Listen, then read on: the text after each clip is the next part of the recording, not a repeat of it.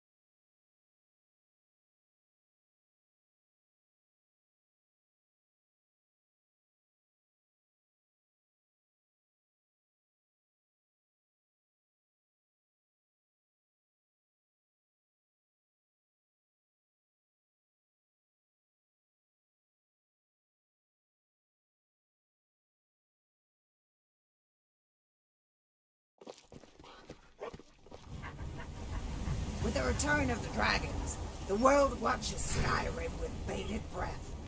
Our actions are the winds upon which fate will chart its course.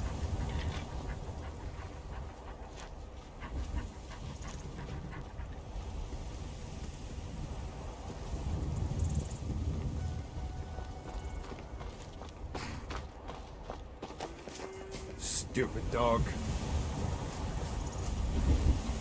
You're gonna get it, Sissel. Why? What did I do? I told you to weed the garden by sunset, and you didn't do it. Now you're in big trouble. Papa told you to do that, not me. Now leave me alone.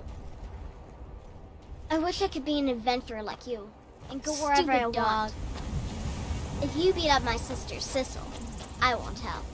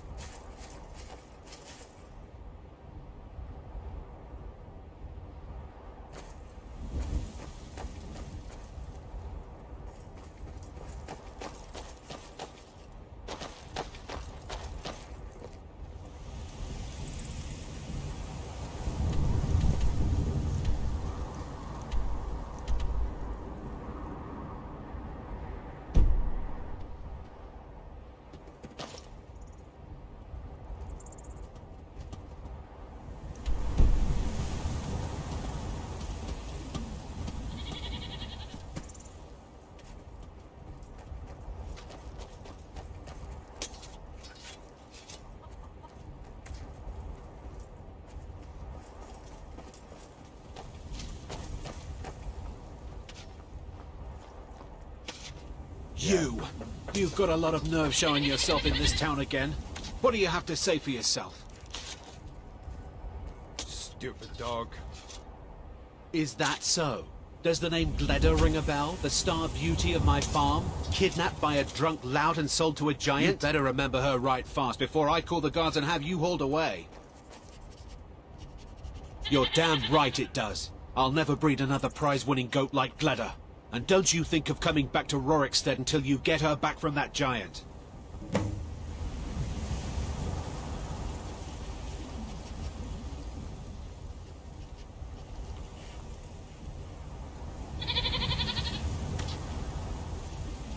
I suppose that makes sense. You didn't mention a Sam, and nothing you said about the staff made sense. You left a note, but it was mostly gibberish. The only bit I could make out was after repaying Isolde in Whiterun. Mm-hmm.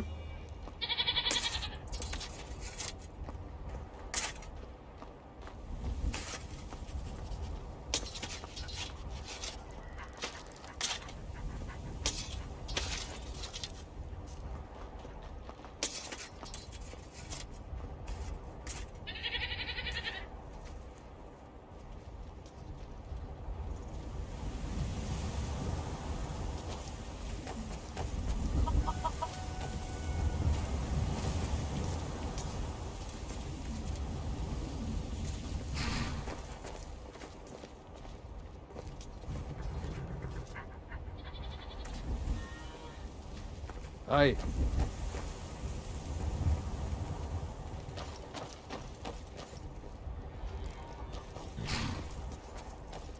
Stupid dog.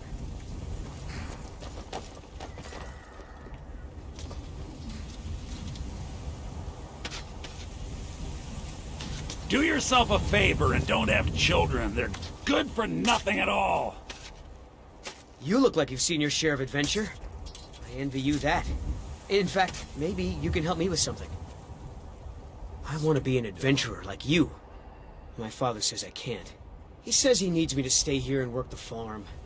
And even if he did let me be an adventurer, we couldn't afford to buy armor. His name is Mrauki, and he's the innkeeper here. I hope you could change his mind. Thank you.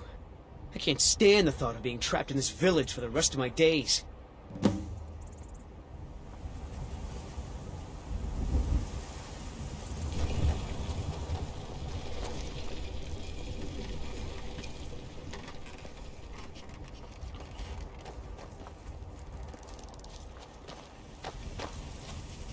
I got enough troubles, so don't go adding to them.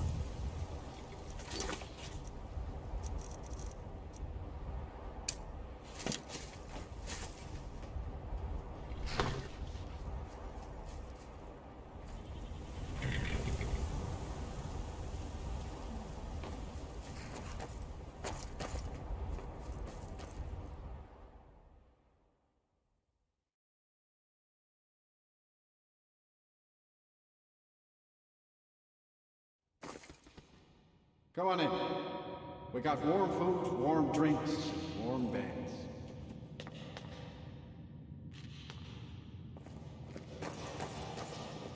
If you need a meal or room, I've got both.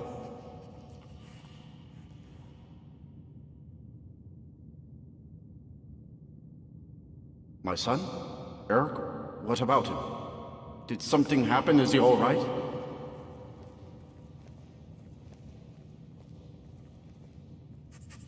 But the world is a dangerous place. Eric has no idea what he's getting himself into. What's more, he's got no armor. I'll have to save up the money for it.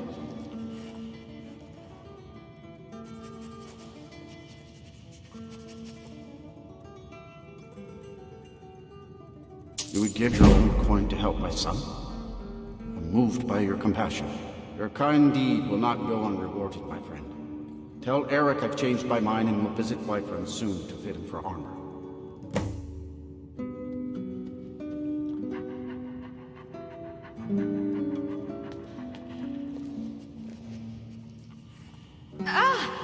Oh, you frighten me, traveler. You shouldn't just greet someone unexpectedly. Well, they could just be very polite. Or blind or something. Okay, so maybe it is just me getting spooked. The Stormcloaks used to say the same, but I have a good reason to be. Was a Stormcloak. Now I'm just an ordinary shut-in, never going to leave this in, as long as Milwaukee is willing to have me. Maybe I can marry his son, and then they'll let me stay here forever. He's nice enough. Got good hair, good teeth, and the inn will be his when Milwaukee's gone. So I wouldn't have to pay for a better room. I'm cursed. It's been with me since I was a young child. It's the only explanation for what happened at Helgen.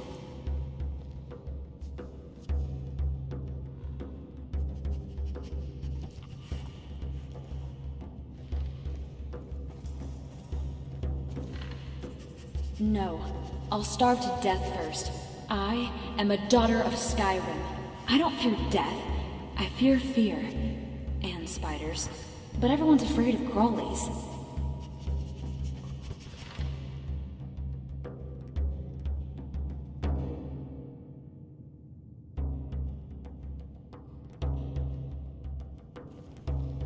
Maybe. But it's not as if I don't work for what he gives me. I'm the unofficial tavern wench around here. Sweeping, washing, and giving this place the occasional woman's touch. And if a customer gets fresh, I can wield my mace better than any broom.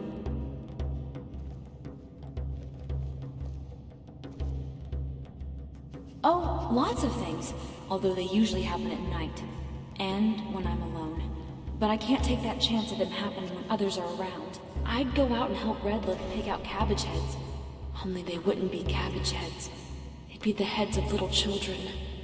Then maybe Ragnar will ride by, still making the journey to Whiterun as a headless phantom.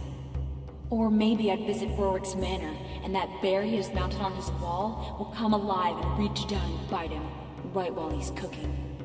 Even here there are times I feel like my presence is a danger. Sometimes when I look up at the animals mounted above Milwaukee, I see the eyes move, as if someone were looking at me from behind them.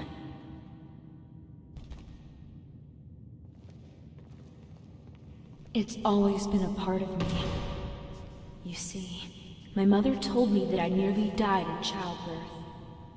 As a result, part of my soul was close to the void, and the wandering dead were drawn to me in their confusion. Yet, she told me not to worry. As long as my heart was full of life, it would fill that empty part of my soul and ward off the dead. Her advice was unnecessary, as a child's spirit is as stout as Shore's bones. It wasn't until I was a girl of 12, my heart broken by a boy I loved, that at first I yearned for death.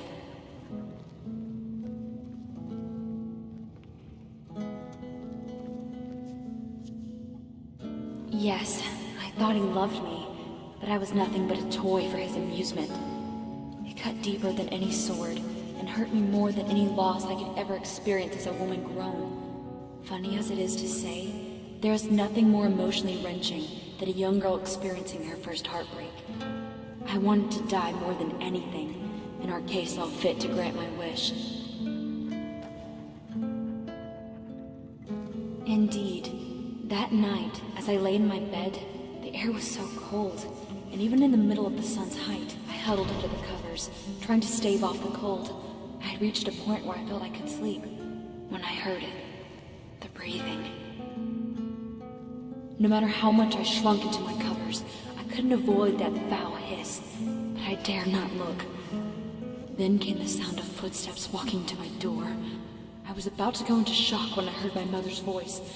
I leapt out of bed and ran to the door, flinging it open, and there she was.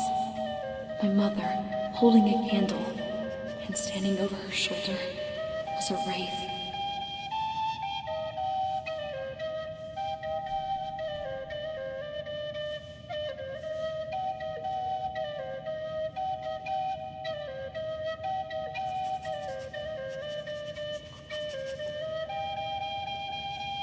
I suppose it was floating.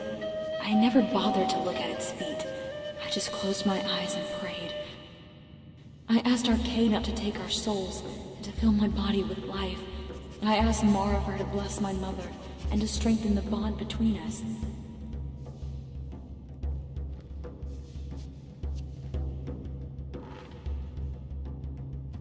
No, this was before. I'd just sworn the oath, but as one of the less talented sisters, I was tasked mostly with retrieving supplies from the city. It happened on a morndas. I was traveling on the road west to Helgen when pearls of snow began to pelt my brow. I no sooner blinked when a snowstorm came thundering from above, except there was a piece of black crouched further down the road, a woman wearing a hooded robe, holding a small child.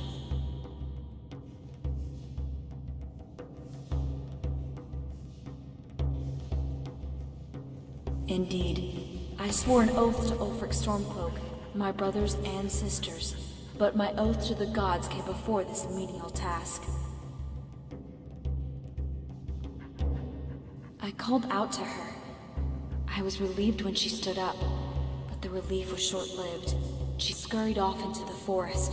It was no place for a child. The sun was dimming, and in the winter, the night is as fast as it is long. The air was cold, but not the kind of cold that pimples your skin. No, this cold was raw enough that you could feel it pass through your teeth, even when your mouth was closed.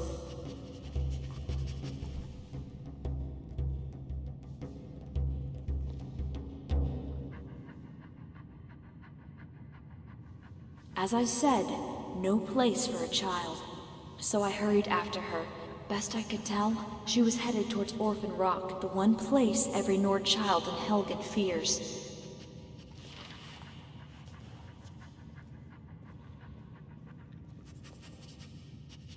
There's a lot of tales parents tell their children to get them to eat their greens or pray to the divines.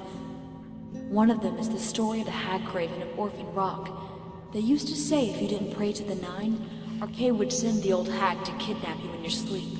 The witches of Orphan Rock are said to be the grown-up versions of all the children who forgot their supper-time prayers. As a young woman grown, I've long since outlived such juvenile tales, but my hand couldn't help but reach for my weapon.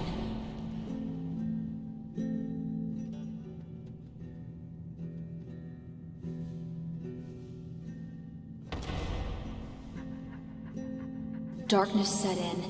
I bit my lip, trying to keep my focus on the woman and the child. I followed their tracks through the narrow passageway formed by the rock, but when I came out on the other side, the trail had vanished.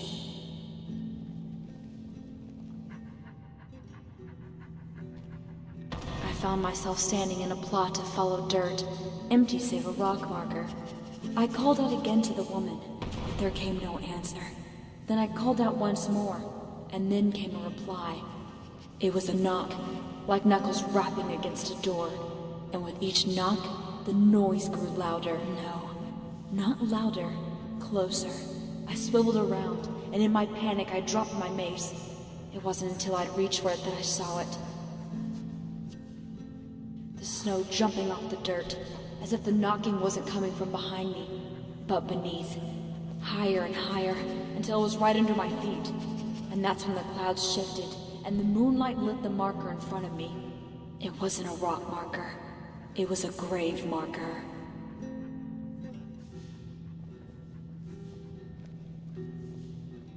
I did what any sane Nord would have done. When I got back to the camp, the quartermaster demanded to know where I'd been and what had happened to the supplies. In truth, no explanation would suffice. It's just as well, because even I can't explain what was under my feet that night.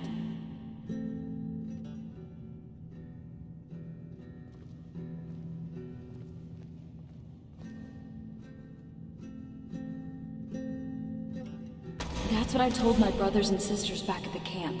They too thought it was an excuse for not retrieving the supplies.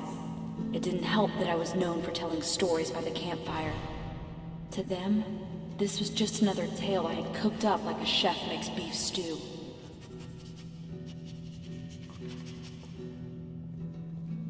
Farewell.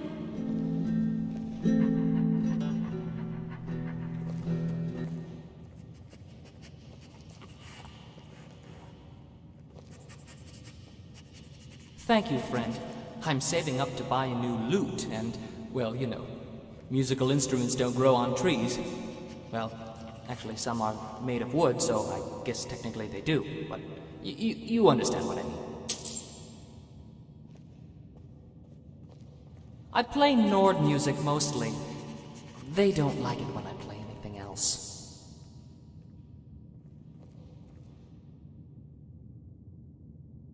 My name's Yarborough, and yes, I do accept tips.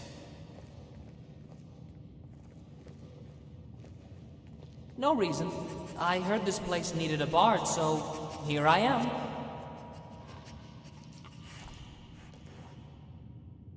What can I do for you?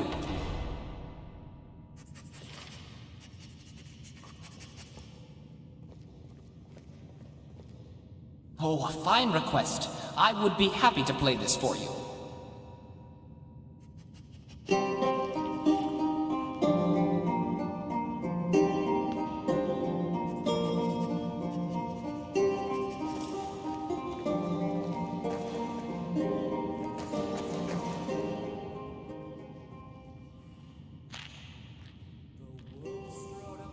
Sure thing. It's yours for a day. I'll show you to your room. Right this way.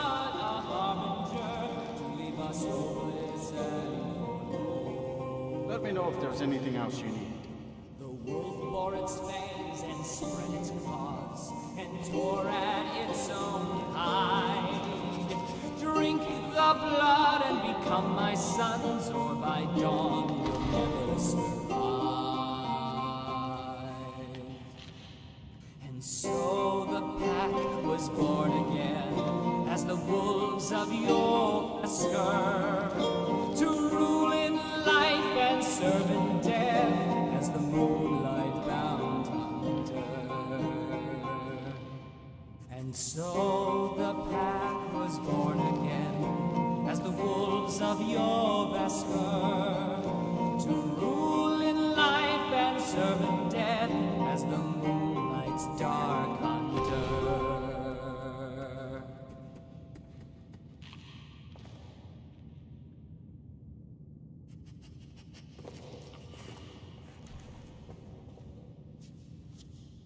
My friend died. Things won't be the same without him.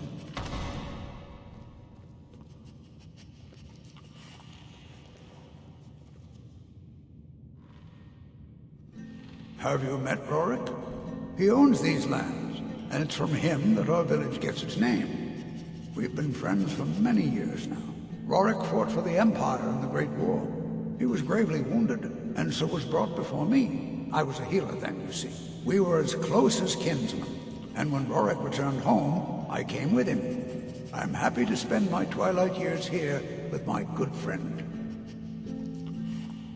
Secret? What makes you think there's a secret?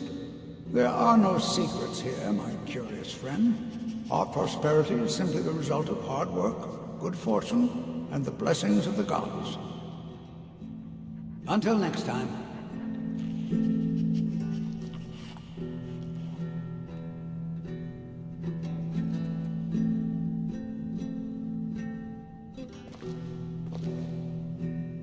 Listen to me, stranger, and listen well.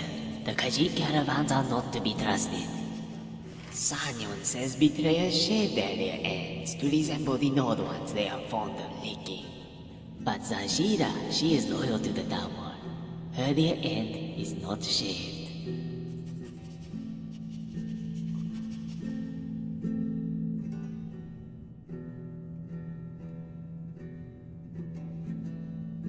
That is what they want you to think. Then, when your back is turned, they are spreading lies about your mother. They are saying she raised a litter of skooma addicts. The saviors would never speak such treachery about Zajira.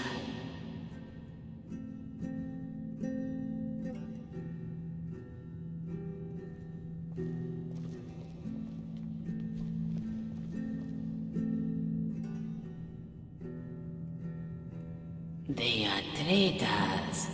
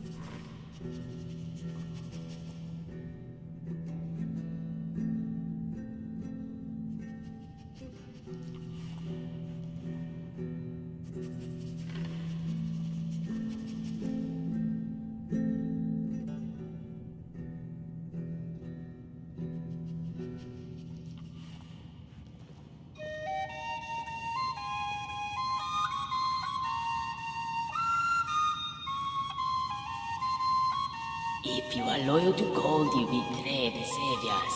Zajira told Sanyon that Madran was guilty of many such betrayals.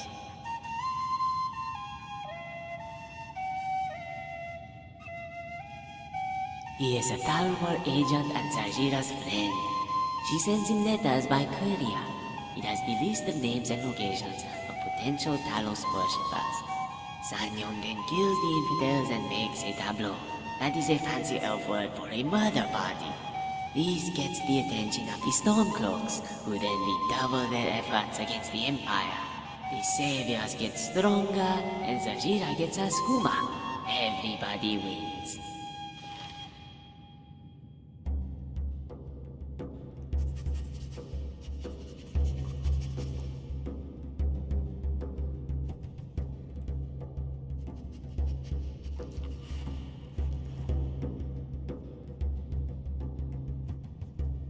Zajira did not say this. That is the Mage talking. He does not have nice things to say like the skooma.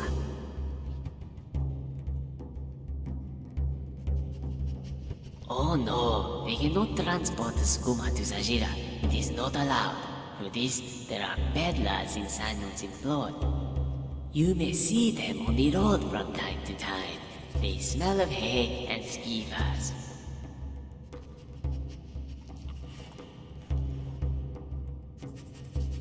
Everyone dies. The skooma has told Zajira as much. This makes her feel better about all the dying.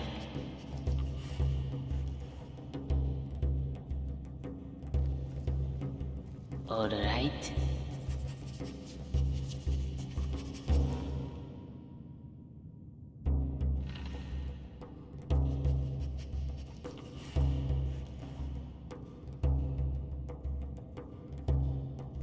Yes, Zajira does good work too.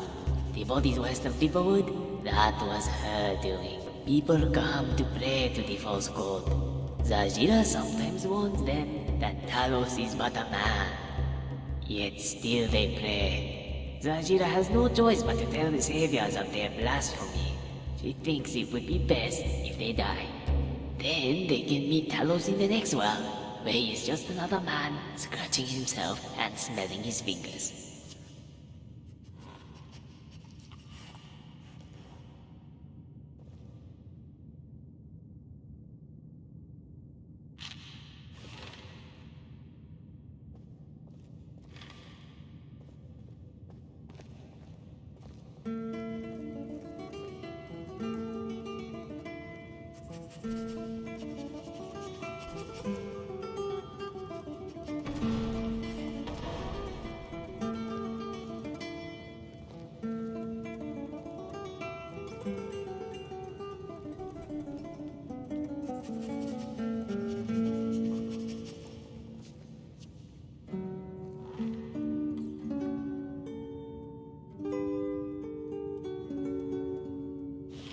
Yes, Zajira finds Talos worshippers and reports them to Sanyon.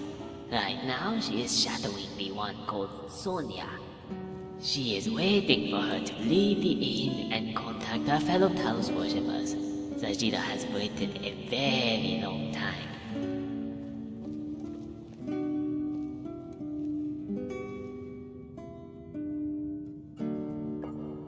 Alright. Do you not know? They are the wielders of the dawn magics, ancient spells that brought the moons back to elsewhere and saved all of Tamriel.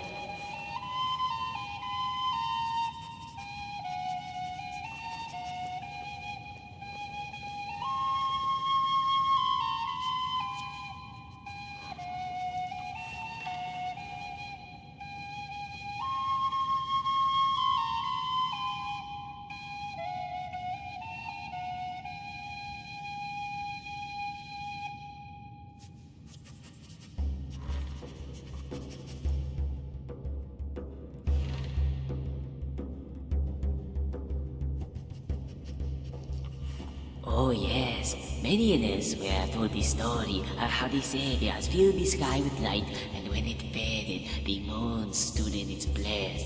Zajira is forever grateful to her golden-skinned friends. Even now, they provide her with the skooma that keeps her close to the moons.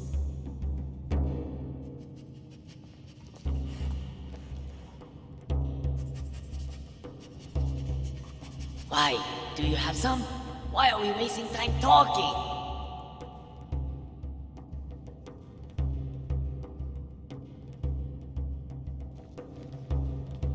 Why not? What does Ajira have to do for you? Or to you? I promise I won't tell anyone. Not even Sanyon has to know.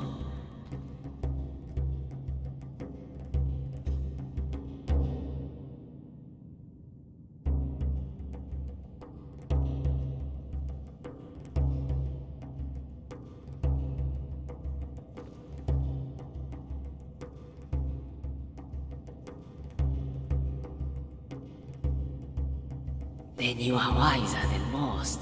Still, some find such behavior sickening.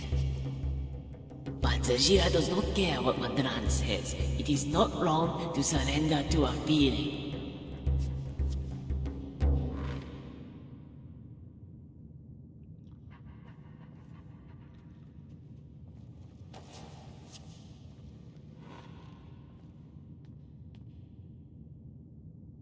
Khajiit wishes it was so, but Madran cares only for the health of his pockets. That is why he betrayed Zajira and the Saviors. Zajira does not know what this means, this side effect. She experiences many effects, and they are all good. Sometimes Zajira sees things, other times she hears them. They all give her comfort. On occasion, she experiences things beyond explanation. Millions of years in a matter of seconds. The taste of music, deep echoes of silence. She wakes up Kugachuko knowing an entire world was inside, and she longs to consume another. She yearns for one more breath.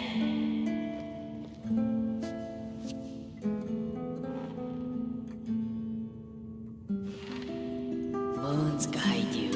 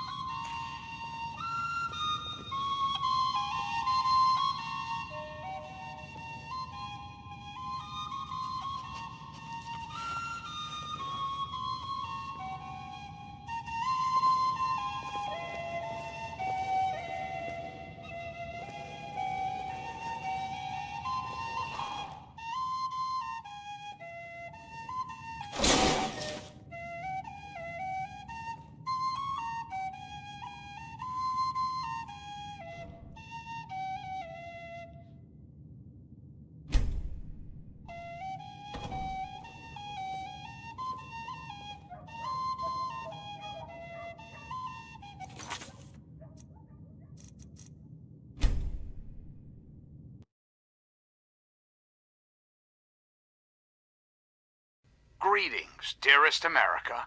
This is your president, John Henry Sneed. Let's chat, shall we? I've been thinking quite a bit lately about something we can all relate to. Something that is unquestionably, inescapably American. I am referring, of course, to our great national pastime, tax ball. Or so it had been. That's right, America. Before we were devastated by atomic war, each state had its own professional baseball team. Imagine a perfect Mr. House. The sun is warm and welcoming, and on the horizon they appear like knights of yore, armed with bats of ass and hickory. Their name, John Cena. Their purpose? To make you, dear America, revel in the joys of sport and sunshine, if only for an afternoon. Now, ask yourself this. What if the power-armored congressmen could live again? What if they could compete with taxable teams from Pennsylvania or Merovania? Put your faith